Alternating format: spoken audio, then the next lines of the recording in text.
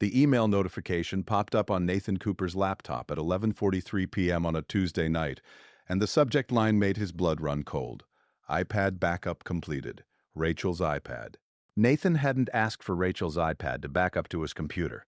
In fact, he didn't even know she had his Apple ID logged in on her device. But there it was, and with it, access to every message, email, and photo on his wife's tablet. Before we dive into this shocking story, subscribe to the channel so you're always first to know. Hit like if you're ready for the next revelation, and comment where you're watching from. New York, Los Angeles, maybe Chicago. All right, let's continue with Nathan as he discovers his wife's plan to replace him. Nathan stared at the notification for a long moment, his finger hovering over the trackpad. This was invasion of privacy.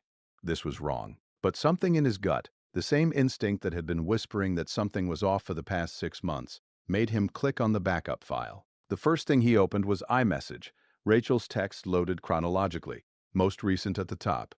And there, in a conversation with her best friend Melissa, was everything Nathan had feared but hadn't wanted to believe. Rachel, I think I'm going to leave Nathan. I've been thinking about it for months. Melissa, finally. I've been waiting for you to realize you could do better. What's the plan? Rachel, that's the thing. I need to be strategic. I can't just leave. I need to have everything lined up first. New place, new guy, finances separated. The whole transition planned out before I say anything.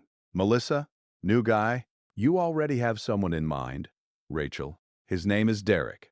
Met him at that marketing conference last month. He's a director at a tech startup, makes probably twice what Nathan makes. And he's actually ambitious, not content to just coast at the same middle management job for years like Nathan. Melissa, OMG, you work fast, have you guys? Rachel, not yet, but soon. I'm waiting until I have everything else lined up. That way, when I tell Nathan I want a divorce, I can just move straight to Derek's place. Clean break, no messy transition period. Nathan felt sick. He scrolled up, reading months of messages between Rachel and Melissa, watching his wife systematically plan the end of their marriage while he'd been completely unaware. There were messages about apartment hunting, about moving her important documents out of their shared files, about meeting with a divorce attorney to understand her rights, about transferring money from their joint account into one he didn't have access to. And then there were the messages with Derek. Derek, can't wait to have you all to myself. This sneaking around is exciting, but I want you here full-time.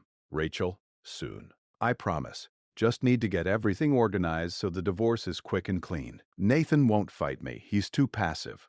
I'll have my freedom and we can start our real life together. Derek, does he know you're unhappy? Rachel, no clue. I've been playing the perfect wife while planning my exit. It's actually kind of empowering, you know? Having this secret being in complete control of the situation while he just goes to work every day thinking everything is fine. Nathan closed the laptop and sat in the dark of his home office feeling the foundation of his life crumbling beneath him. He and Rachel had been married for 7 years, together for 9. He'd thought they were happy, or at least content. They had a nice house in suburban Seattle, decent jobs, a dog they both loved. There had been no big fights, no obvious problems, just the slow, subtle distance that he'd attributed to normal relationship evolution. Apparently, what he'd attributed to normal evolution had actually been Rachel systematically detaching from their marriage while planning to replace him with someone she deemed more successful. The rational part of Nathan's brain knew he should confront her immediately. But another part, the part that had learned from years of working as a data analyst to gather all information before making decisions, told him to wait. If Rachel had been planning this for months, being strategic and careful, then confronting her now would just give her a chance to spin the narrative, to make him look crazy or paranoid. No, Nathan needed to prepare. If Rachel wanted to play strategic games, he'd show her what real preparation looked like. Nathan spent the rest of the night going through Rachel's backup. He found emails to divorce attorneys, spreadsheets calculating asset division, notes about which furniture she wanted to take from their house.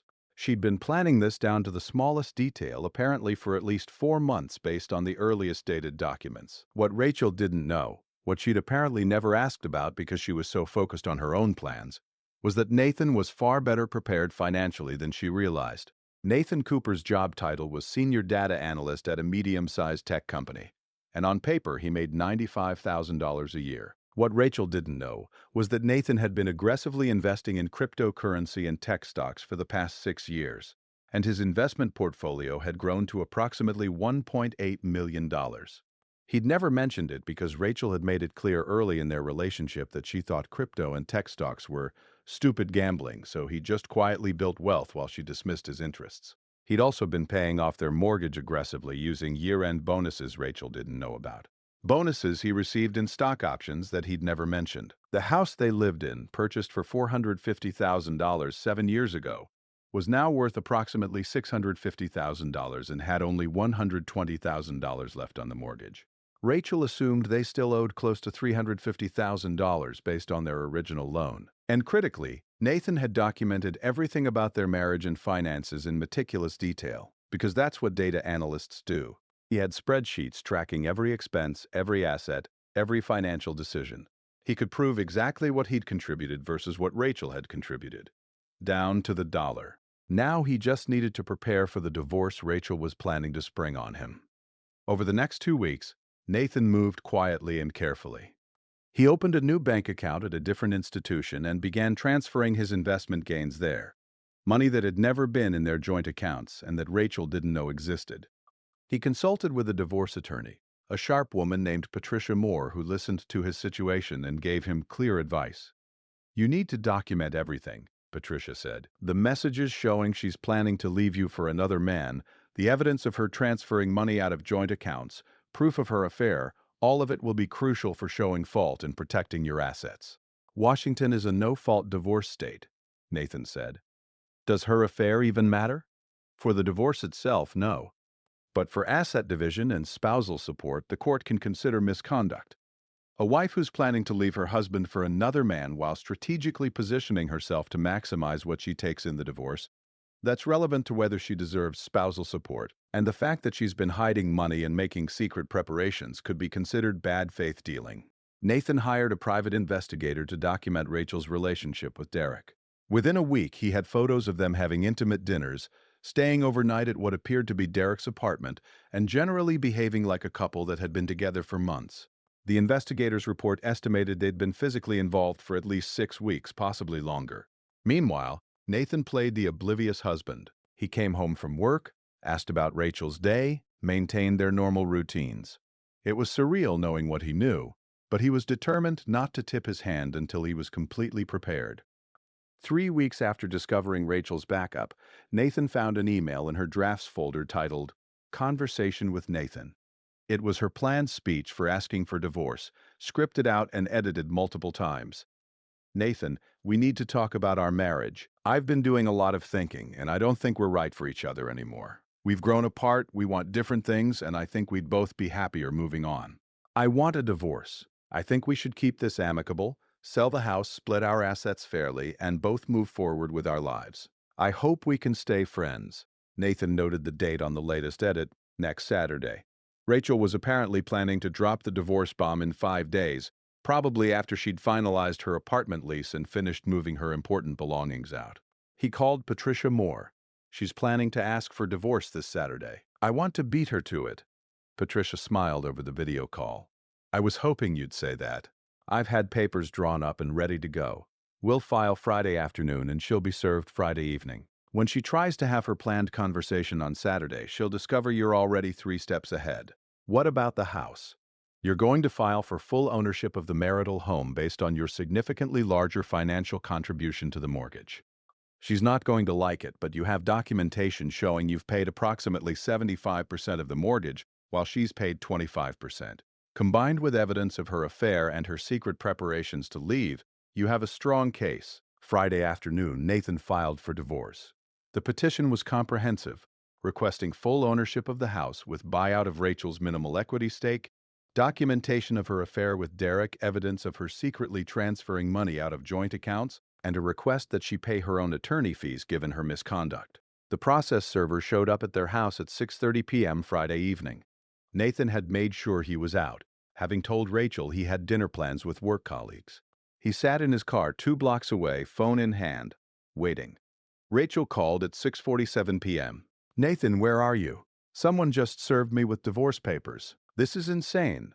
What the hell is happening?" Nathan kept his voice calm. "I filed for divorce, Rachel. I'm sorry you found out this way, but given the circumstances, I thought it was best to be direct.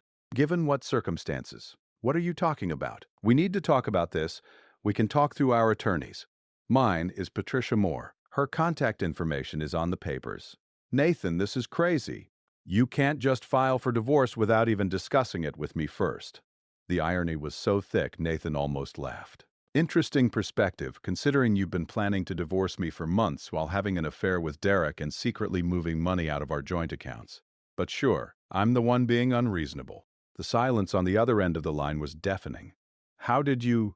Rachel's voice had changed, becoming smaller, less certain. Your iPad backup. It synced to my computer 3 weeks ago.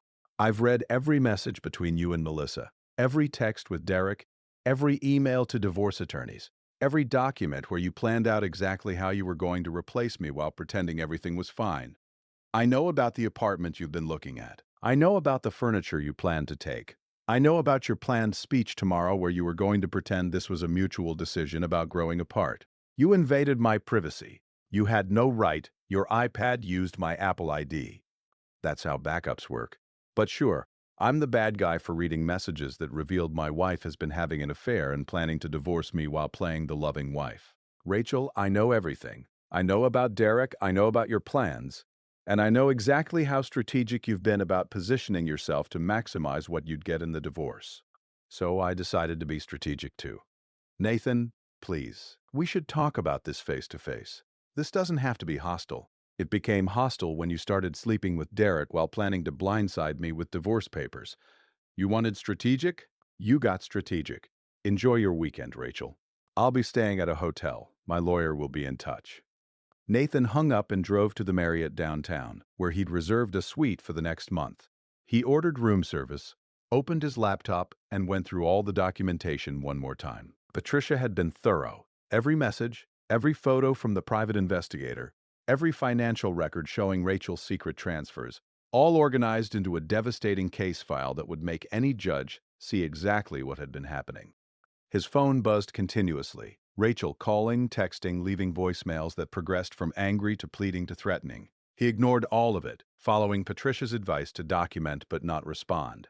Sunday morning brought an email from Rachel's attorney, a man named Stuart Goldstein, who had a reputation for aggressive divorce tactics. The email was exactly what Nathan expected. Accusations that he'd illegally accessed Rachel's private communications, demands that all evidence obtained through the iPad backup be excluded from proceedings, threats of countersuits for invasion of privacy and emotional distress. Patricia's response was surgical. The iPad in question was backed up using Mr. Cooper's Apple ID, which makes the backup his property. Mrs. Cooper's decision to use her husband's Apple ID for her personal device does not create privacy protection from her husband. Furthermore, the contents of the backup reveal evidence of adultery, financial misconduct, and planned deception that are directly relevant to divorce proceedings. We will not be excluding this evidence, and any attempt to do so will be vigorously opposed. The divorce proceedings began in earnest the following week. Rachel had moved into Derek's apartment, exactly as she'd planned, just several months earlier than she'd intended. Nathan learned from the private investigator's continued surveillance that Derek was not particularly happy about the accelerated timeline or the mess of the contested divorce. Rachel's strategy became clear quickly. Claim Nathan had been a controlling, emotionally distant husband who'd driven her away. She painted her relationship with Derek as something that developed only after she'd emotionally left the marriage, not as an affair but as finding comfort after years of unhappiness with Nathan. Patricia demolished this narrative methodically. She presented Rachel's own messages where she'd discussed planning the divorce months before meeting Derek. She showed texts where Rachel had explicitly discussed being strategic about the timing, about positioning herself. To maximize her settlement, she presented evidence of Rachel's systematic removal of money from joint accounts, while Nathan was unaware anything was wrong. The most damaging evidence came from Rachel's own words to Melissa. Nathan won't fight me, he's too passive. I'll have my freedom and we can start our real life together. Your Honor, Patricia said during a key hearing, Mrs. Cooper didn't leave the marriage because she was unhappy. She left because she found someone she deemed more successful and systematically planned her exit to maximize financial benefit while minimizing consequences. She called her husband too passive while simultaneously planning to exploit that perceived passivity. This isn't a woman fleeing an unhappy marriage. This is a woman executing a calculated exit strategy. The judge, a woman in her 50s named Catherine Walsh, read through the evidence with an expression that grew increasingly stern. Mrs. Cooper, did you or did you not engage in an intimate relationship with Mr. Derek Morrison while still married to your husband? Rachel's lawyer tried to intervene, but the judge cut him off. Your client will answer the question. Yes, Rachel said quietly. But Nathan and I were already. Did you or did you not systematically transfer money from joint accounts into private accounts without your husband's knowledge while planning to file for divorce? I was protecting myself. Yes or no, Mrs. Cooper? Yes. Did you or did you not tell your friend Melissa, and I quote, I've been playing the perfect wife while planning my exit. It's actually kind of empowering, you know?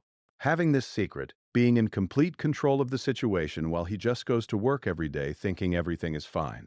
Rachel's face was pale. I was venting to my friend. That's private. It's evidence of consciousness of wrongdoing. You knew what you were doing was wrong, Mrs. Cooper. You knew you were deceiving your husband while preparing to leave him. And you took satisfaction in that deception. Judge Walsh closed the file. This court finds that Mrs. Cooper engaged in systematic deception and financial misconduct. Her claims for spousal support are denied. Regarding the marital home, Mr. Cooper has provided extensive documentation showing he contributed approximately 75% of mortgage payments while Mrs. Cooper contributed 25%. The home will be awarded to Mr. Cooper, who will buy out Mrs. Cooper's 25% equity stake at current market value. Rachel's lawyer stood up. Your Honor, that's manifestly unfair. Mrs. Cooper will be left with minimal assets. Mrs. Cooper will be left with exactly what she contributed, which is appropriate given her demonstrated bad faith in planning this divorce. She positioned herself to maximize gains through deception and strategic timing. This court will not reward that behavior. Mr. Cooper, who was the victim of this deception, will retain the assets he legitimately contributed to and built. The settlement was finalized 6 weeks later. Nathan kept the house, valued at $650,000 with $120,000 remaining mortgage. Rachel received $132,500, 25% of the equity, the Honda Civic that was in her name, and her personal belongings. She received no spousal support, no claim to Nathan's retirement accounts or investments, and was responsible for her own legal fees. Stuart Goldstein had warned her not to pursue the case aggressively, but Rachel had been certain she could spin the narrative in her favor. Instead, her own messages and systematic planning had destroyed her credibility and left her with a fraction of what she'd expected to get in the divorce. The relationship with Derek collapsed 3 months after the divorce was finalized. Nathan learned about it through mutual friends. Apparently, Derek hadn't been thrilled about dating someone who'd demonstrated such calculated deception, and Rachel's financial situation was far worse than she'd led him to believe. Derek had thought he was getting a successful professional woman. Instead, he'd gotten someone who'd just lost most of her assets in a divorce and was struggling to maintain her lifestyle. Nathan, meanwhile, sold the house for $680,000 9 months after the divorce. After paying off the remaining mortgage and giving Rachel her court-ordered buyout, he walked away with over $400,000 in cash, which he added to his investment portfolio. Combined with his existing crypto and stock holdings, his net worth crossed $2.3 million. He bought a smaller, more modern townhouse closer to downtown Seattle for $425,000, furnishing it exactly how he wanted without having to compromise with someone else's taste. He adopted a rescue dog, a golden retriever mix named Cooper, who became his constant companion. And he focused on his career, accepting a promotion to director of analytics that came with a $145,000 salary and significant stock options. 18 months after the divorce, Nathan met someone at a data analytics conference. Her name was Jennifer Park. She was a senior engineer at Amazon, and their first conversation was about machine learning applications and predictive modeling. She made more money than Nathan did, had her own investments and retirement accounts, and had been through her own divorce 3 years earlier. My ex-husband thought he was entitled to half my stock options, even though he'd contributed nothing to them, Jennifer told Nathan over coffee after the conference. Spent 2 years fighting about it before a judge finally ruled that assets I'd earned through my work were mine. Taught me to be very careful about financial entanglements in relationships. My ex-wife planned to divorce me for months while having an affair, Nathan replied. Tried to strategically position herself to maximize what she'd get while playing the loving wife. I found out through an accidental iPad backup and filed first with all the evidence. She ended up with about 20% of what she'd planned to take. Jennifer smiled. So we've both learned the hard way to protect ourselves and to pay attention to red flags. Rachel was making comments for years about my job not being impressive enough, about me not being ambitious enough. I should have realized she was measuring me against some standard I wasn't meeting. My ex kept asking about my income and stock vesting schedule. I should have realized he was calculating his payout, not being interested in my career. They dated for a year before moving in together, both insisting on a cohabitation agreement that clearly spelled out how expenses would be split and how assets would be handled if they separated. They dated for another year before getting engaged, and the prenup was negotiated by both their attorneys with clinical precision, not because they didn't trust each other, but because they'd both learned that love doesn't mean abandoning common sense about financial protection. 3 years after his divorce from Rachel, Nathan married Jennifer at a small ceremony attended by close friends and family. During the reception, Nathan's best friend Eric gave a toast that made everyone laugh and wince simultaneously. Nathan's first marriage taught him that some people are strategic about relationships in the worst possible way, planning exits while playing roles, calculating payouts while pretending to care. His first wife thought she was being clever by secretly planning to replace him while maximizing her divorce settlement. She didn't count on Nathan being better at strategy than she was. By the time she realized he'd found out and prepared his own response, she'd lost control of the entire narrative. Eric raised his glass. Nathan's second marriage is to someone who doesn't need strategy or deception because she's genuinely his partner. Jennifer makes her own money, handles her own business, and chose Nathan because she actually likes him, not because she's calculating what she can get from him. That's what real partnership looks like. To Nathan and Jennifer, may you never need the prenup you both insisted on. The crowd laughed and raised their glasses. Nathan looked at Jennifer, who was smiling at the awkward but accurate toast, and felt grateful for the painful lessons Rachel had taught him. Those lessons had led him here, to a partnership built on actual mutual respect rather than strategic positioning. 5 years after the divorce, Nathan ran into Rachel at a coffee shop in downtown Seattle. She looked older, tired, working as a marketing manager at a small agency based on the business card she was carrying. She saw him and hesitated, clearly debating whether to acknowledge him or pretend she hadn't noticed. Nathan made the decision for her, walking over with his coffee. "Rachel, how are you?" She looked surprised that he'd approached. "I'm okay, you?" "Good. Married again, actually. Jennifer Park, she's an engineer at Amazon. We just bought a house in Fremont. I heard you remarried. Congratulations." Rachel's voice was flat. "I'm dating someone too. David. He works in sales." "That's good. I hope you're happy." "Are you?" Rachel asked suddenly. "Happy, I mean." "With her? Very. We're partners in the real sense, both contributing, both building our life together. It's what I thought I had with you, but obviously I was wrong." Rachel flinched. "I handled everything badly. I know that now. I was selfish and strategic, and I destroyed something that could have been good if I'd just been honest." "You didn't just destroy it, you tried to weaponize it. You planned to use my supposed passivity against me, to exploit what you saw as my weaknesses to get what you wanted. That's not just being selfish, Rachel. That's being calculating and cruel. I know. I've had a lot of therapy to work through why I did what I did. Turns out I had a lot of issues about worth and success that I projected onto you. You weren't actually the problem. I was. I'm glad you figured that out. Seriously, growth is good. Does Jennifer know about what I did, how your first marriage ended?" "She knows everything. We don't have secrets about finances or planning or anything else. That's kind of the point. We learned from our first marriages that honesty and clear agreements beat strategic positioning every time." Rachel nodded slowly. "I lost a good man because I was too busy looking for a better one. That's what my therapist finally got me to admit. You were good to me, Nathan. You were stable and kind and trustworthy. But I wanted exciting and impressive and high status. I got Derek, who dumped me as soon as things got difficult. Now I'm with David, who's nice, but I'm not sure I actually love him or if I'm just tired of being alone. Meanwhile, you're married to someone successful who chose you because she actually values you. Rachel, I hope you find what you're looking for. I really do. But I also hope you learned that strategic planning only works if you're better at it than the other person. You thought I was too passive to notice or fight back. You were wrong about that, just like you were wrong about what actually mattered in a marriage. I was wrong about a lot of things. I just wish I'd figured it out before I lost everything trying to be clever. As Nathan walked away from that conversation, he felt the final piece of resentment dissolve. Rachel had taught him painful lessons about trust, about paying attention to warning signs, about protecting himself financially and emotionally.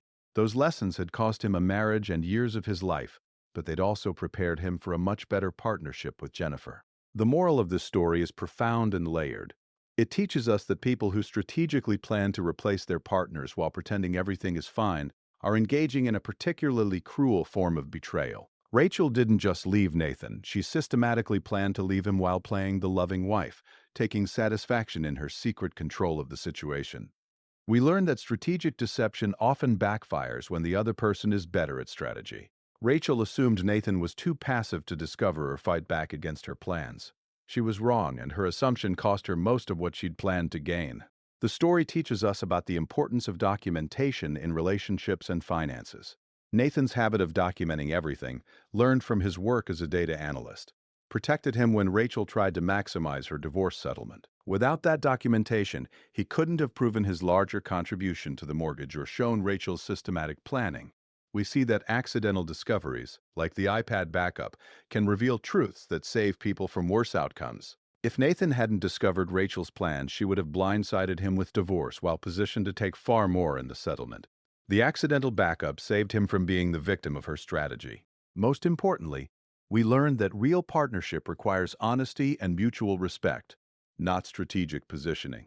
Nathan's second marriage to Jennifer is built on clear agreements, honest communication, and mutual contribution, the opposite of everything his first marriage lacked. Thank you for staying with this story.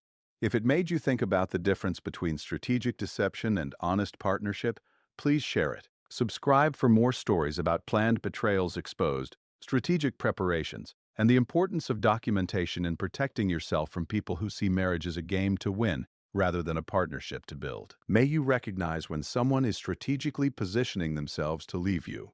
May you document your contributions to protect yourself if needed. May you find partners who value honesty over strategy. And may you remember that being too passive might just mean being strategic enough to gather all the evidence before responding. Remember, when you plan to replace your spouse while secretly positioning yourself for maximum divorce gains, make sure they haven't accidentally accessed your backup where you documented the entire plan. The passive husband might be 3 steps ahead of your strategy.